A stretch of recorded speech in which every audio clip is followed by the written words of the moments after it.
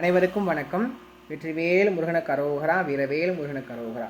இன்று நாம் பார்க்க தலைப்பு என்ன அப்படின்னா, முருகநாமத்தின் சிறப்புகள், அதன் பெருமைகள் மற்றும் அதை சொல்வதால் கிடைக்கக்கூடிய நன்மைகள். இதை பற்றி தான் நீங்கள் பார்க்க இருக்கின்றோம்.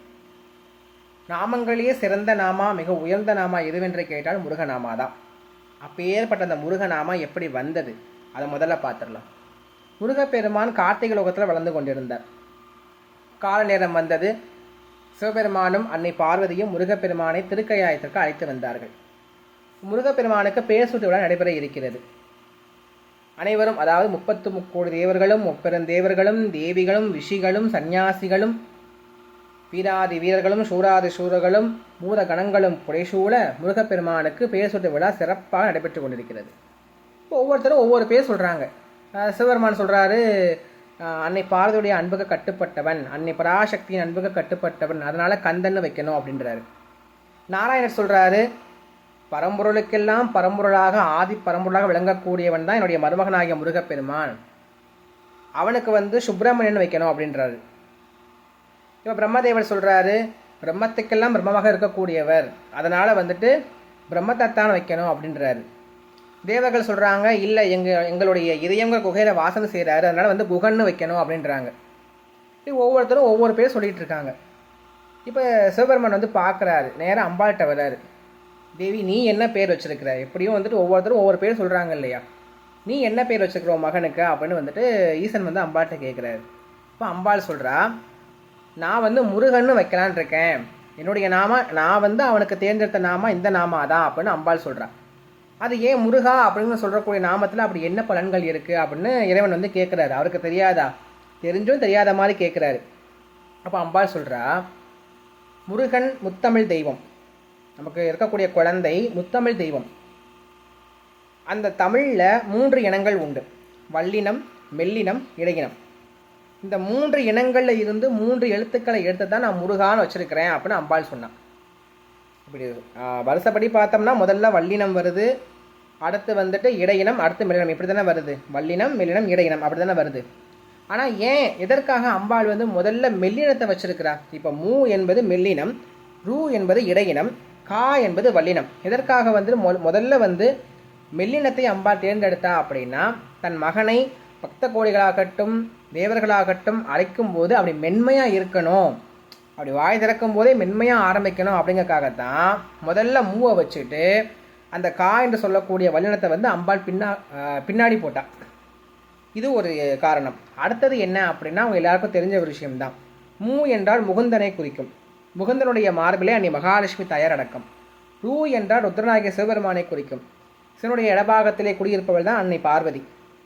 கா என்பது கமலநாயக பிரம்மதேவரை குறிக்கும். பிரம்மாவுடைய நாவல் இடம்பெறக்கூடியவள் தான் அன்னை சரஸ்வதி. ஆக முருகா அப்படின்னு சொன்னாலே 6 தெய்வங்களை, அதாவது முப்பெரும் தேவர்களையும் முப்பெரும் தேவிகளையும் வழிபாடு செய்த பலன் நமக்கு கிடைச்சிடும்.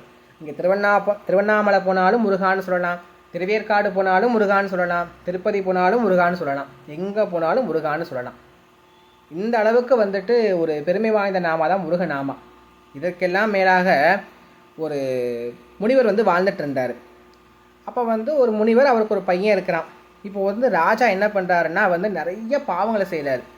நிறைய பாவங்கள் செஞ்சு கடைசியாக பிரம்மகதி தோஷமே அவருக்கு பிடிச்சிடுது. உயிர் பலிகள்லாம் நிறைய செஞ்சு அவருக்கு பிரம்மகதி தோஷமே பிடிச்சிடுது. இப்போ என்னடா பண்ணுறது? அவர் என்னென்னமோ வேள்வி பண்ணுறாரு, என்னென்ன ஆலயங்களுக்கோ போகிறாரு, தீர்த்த யாத்திரை போகிறாரு, ஒன்றுமே நடக்கலை, அவருடைய தோஷம் போகலை.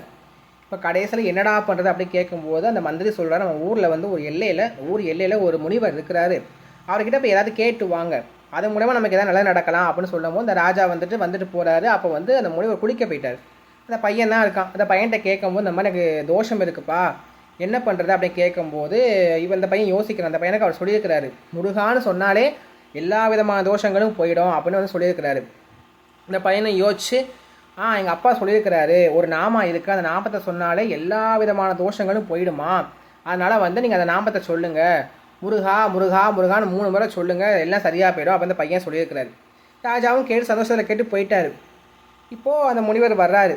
முனிவர் பார்க்கும்போது தான் தெரியுது, அந்த தேர் கால்கள்லாம் அங்கங்கே பதிஞ்சிருக்கு. சரி, ராஜா தான் போயிருக்காரு அப்படின்னு இவருக்கு கண்டுபிடிச்சிட்டாரு. தன் மகன்கிட்ட கேட்குறாரு, என்னப்பா ராஜா போனார் போல, என்ன ஆச்சுன்னு கேட்கும்போது அந்த பையன் நடந்த விஷயத்தை பூரா சொல்கிறான். இப்போ அந்த முனிவருக்கு சரியாக கோபம் வருது. ஏன் அப்படின்னா, அட பாவி, கொஞ்சமாவது உனக்கு அறிவு இருக்கா? ஒரு முறை முருகான்னு சொன்னாலே பல கோடி தோஷங்கள் நீங்குமே, பல கோடி பிரம்மகத்த தோஷங்கள் நீங்குமே. நீ இப்படி 3 முறை சொல்ல இந்த நாமத்தோட மகிமை தெரியாமல் இப்படி சொல்லியிருக்கிறியே, நீ இந்த பூலோகத்தில் வந்து வேடனா பறக்க கடவுது அப்படின்னு சாபம் கொடுத்துட்டார். அந்த வேடன் வேறு யாருமே இல்லை, சாட்சாத் குகன். சுவாமியுடைய பேரை தாங்கி வந்த குகன் தான். பின்னர் சாபமோச்சனம் கேட்கும்போது, கவலைப்படாத, அந்த முருகனுடைய மாமலராக விளங்கக்கூடிய ஸ்ரீ ராமச்சந்திரமூர்த்தியோட அருளால் நீ பேர் பெற்று மீண்டும் எம்மை வந்தடைவாய் அப்படின்னு சாபமோச்சனம் கொடுத்தார். அந்த அளவுக்கு இந்த முருகநாம ரொம்ப ரொம்ப பிரசித்தி வாய்ந்தது. இந்த பேரை சுவாமி தேர்ந்தெடுக்காமல் இருப்பாரா? எல்லாரும் ஒவ்வொரு பேரை வந்து போட்டு ஒரு பானைக்குள்ள போட்டு வச்சுட்டாங்க. இப்போ எல்லா பேருமே, ஏன்னா சரவண பொய்களை வளர்ந்தனால சரவண பவன், கார்த்திகை மாதம் வளர்த்தனால கார்த்திகேயன், இப்படி எல்லாரும் ஒவ்வொரு பேரும் சொல்ல போயிட்டு எல்லாரோட பேரையும் ஒரு பானைக்குள்ளே போட்டு முருகப்பெருமானை தேர்ந்தெடுக்க விட்டாச்சு. சுவாமி என்ன பேரை தேர்ந்தெடுப்பார்? பார்வதி பிரியா நந்தன் இல்லையா? தன் அம்மா வைத்த பேரையே தேர்ந்தெடுத்தார். அந்த பேரை தேர்ந்தெடுத்ததுமே அம்பாளுக்கு ரொம்ப மகிழ்ச்சியாக போச்சு. அம்பாளுக்கு மட்டுமா மகிழ்ச்சி, நம்ம எல்லாருக்குமே மகிழ்ச்சி தான். அதனால் ஒரு முறை முருகான்னு சொன்னாலே பல தோஷங்கள் நீங்கும். அது ஆயுசமுக்கு சொல்லிக்கிட்டே இருந்தால் தோஷங்களே வராது, நம்ம பாவங்கள் செய்ய மாட்டோம். அதற்காக வந்து பாவம் செஞ்சுட்டு முருகான்னு சொன்னால் தோஷம் போயிடுமா அப்படின்னா கண்டிப்பாக போகாது.